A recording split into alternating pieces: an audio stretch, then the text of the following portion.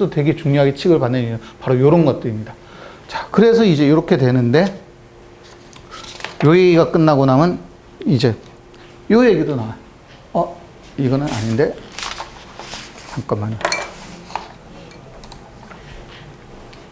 이제 인간관도 마찬가지인데, 그러니까 이것도 찢어지는 거예요. 그러니까 대립자로 찢어지는 거예요. 처음에 생물은 막 나무 껍질째 이런 것에 둘러싸여 있었는데, 이것 중에서 생기 있는 게 떨어져 나와서 최초의 생물이 생기고, 나머지는 이제 그냥 죽어 있는 채로 있었다.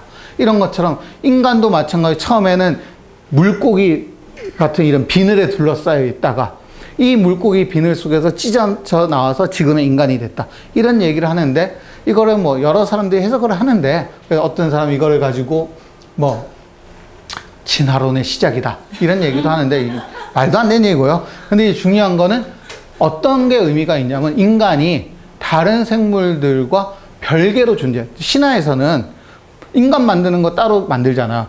만물은 먼저 따로 만들고, 그러니까 우리 성경을 봐도 처음에 뭐 빛이 있으라고 뭐 있으라고 이러면서 동물 만들고 식물 만들고 뭐 만들고 났는데, 마지막 날에 인간을 따로 만들었는데, 인간을 특별한 존재라고 여긴 거죠. 그 속에서. 하지만 아나키만드로스는 그런 거 아니에요. 생물들이 이렇게 점점 최적화되다 보니까, 물론 인간 중심적인 사고가 완전히 벗어난 건 아니지만은 생물들로부터 연유되어 왔다 라는 의미에서 의미 있는 진전을 보였다라고 생각할 수 있을 거예요. 이거는 이제 인간을 다른 생물들과 전혀 별개의 것으로 봤던 생각과는 전혀 다른다는 의미에서, 진화론까지 얘기하는 건 좀 오버라고 생각하고, 이게 그런 식의 오버를 빼더라도 충분히 의미 있다는 얘기죠. 인간과 다른 생물들을 같은 발생의 원인으로부터 봤다라는 의미에서 그 정도 얘기하고 넘어가면 될 것 같고요. 자, 그 다음에 아낙시메데스가 나옵니다. 아낙시메데스는 아낙시만드로스의 이제 친구라고도 하고 또는 제자라고도 하고, 근데 이제 친구였어도 좀 나이 어린 친구였지 않았을까, 뭐 이렇게 얘기를 하는데, 지구는 평평한 모습으로 천체는 지구 주위를 돈다, 뭐 이런 얘기들이 나오는데요. 이건 별 의미가 없고요. 좀 이따 이제 설명할게요. 우주관에 대해서는. 아낙시메데스는 가장 중요한 게 만물의 근원은 공기다라고 얘기를 했는데, 이게 이제 어떤 의미를 가지냐면, 아까 제가 얘기했던 탈레스와 아낙시만드로스의 정의가 있잖아요. 이거를 종합한 거다라고 보시면 될 거예요. 어떤 의미에서. 즉, 탈레스는 눈에 보이는 현상으로부터 어떤 만물의 근원을 찾아서 물이라고 얘기를 했는데, 이것에 대해서 아낙시만드로스는 이런 우리 눈에 보이는 현상이 근원이 아닐 거야. 뭔가 이 현상의 배후에 있는 원형, 본질이 있을 거야 라고 얘기를 했어요. 그래서 아낙시메데스는 근데 그것에 대해서 동의하면서도 그 대상이 그런데 어떻게든 현실 세계에 모습을 드러내지 않을 수는 없을 거다. 그럼 그 근원적인 게 현실로 모습을 드러낸다고 했을 때 무엇으로 드러낼 거냐? 라고 했을 때 공기다라고 주장을 한 거죠. 그러니까 나름대로, 그러니까 태제와 안티태제를 통합하는 신태제의 형태로 이제 둘의 통합했다라고 얘기를 해요. 그런데 사람들이 아낙시메데스에 대해서 좀 박해요. 철학자들도 그냥 대충 아낙시만드로스는 막 띄워주고, 근데 이게 주로 어느 쪽에서 막 띄워지는, 플라톤 쪽에서 막 띄워지는 거예요, 사실은. 플라톤 쪽의 이런 이데아라든가 로고스에 대한, 그러니까 프로토타입을 봤으니까 아낙시만드로스에서. 그래서 막 띄워주는데 아낙시메데스는 거기서 뒷걸음친 것 같아, 느낌이. 그래서 이제 별로 심각하게 생각하지 않는데, 저는 과학의 눈으로 보니까 그렇지는 않다라는 거죠. 그래서 공기를 만물의 근원으로 생각했던 게 여러 가지. 첫 번째로는 이제 뭐냐면은 우리 탈레스처럼 우리 눈에 보이는 뭔가여야 된다.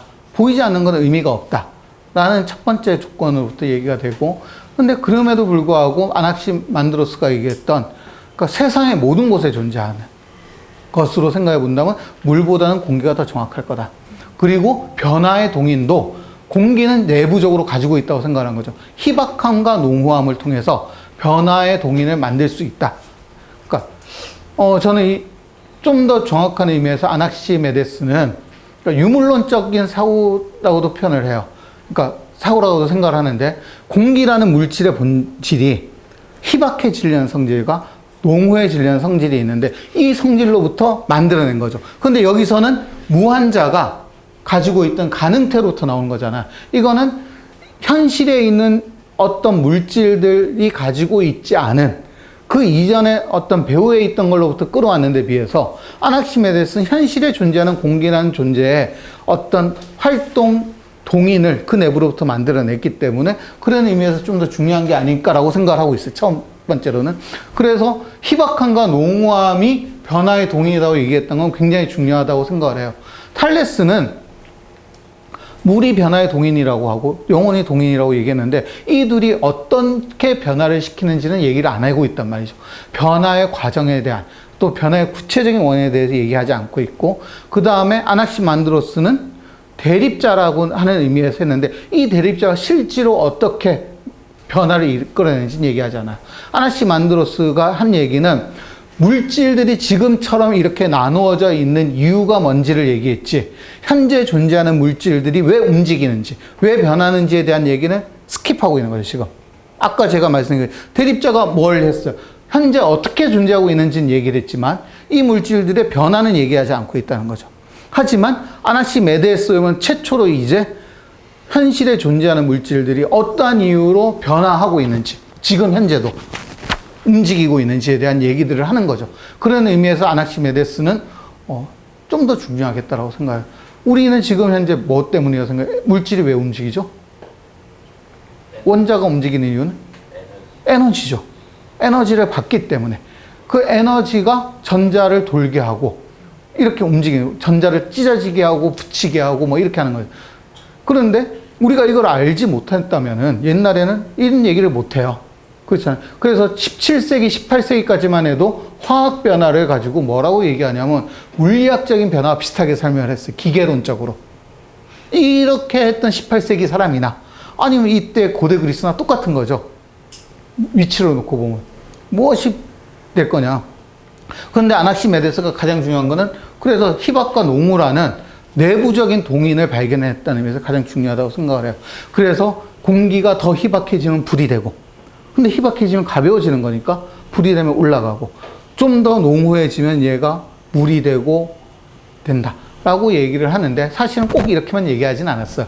이 책마다 달라. 이것도 그 원전에 대한 책마다 다른데 공기 이외에 나머지 것들도 존재했는데 이들의 움직임의 동인이 공기다라고 얘기했다고 주장하는 책도 있고 원전 중에는 공기 자체가 이런 농후함과 희박함으로 그렇게 변이 된다, 전이 된다라고 얘기하는 책도 있어요. 뭐 어느 쪽이든 크게 중요하진 않다고 생각을 해요. 어쨌건 이렇게 공기를부터 한 거고 그 다음에 더 중요한 얘기 중에 하나가 이거 만물은 모두 같은 물질로 이루어지기 때문에 질이 아닌 양에 의해 차이가 난다. 우리가 흔히 얘기하는 변증법에서 얘기하는 양질 전하의 법칙이 처음으로 모습을 드러내는데 이 철학적으로 얘기하자면 변증법에서는 저거를 양질 전하의 법칙이다 이렇게 얘기를 하고요. 두 번째로는 우리가 얘기하는 건 그러니까 과학적으로 얘기하자면 정량적 변화가 정성적 변화를 이끌어낸다 라고 얘기를 하죠. 저번 생물 강의보다는 정말 쓰는 용어들이 딱딱해지네요. 어쨌건 이렇게 되는 건데 즉 양적인 변화가 뭔가의 질적인 변화를 만들어낸다는 것에 대한 첫 번째 얘기들이 아낙시메데스로부터 나옵니다.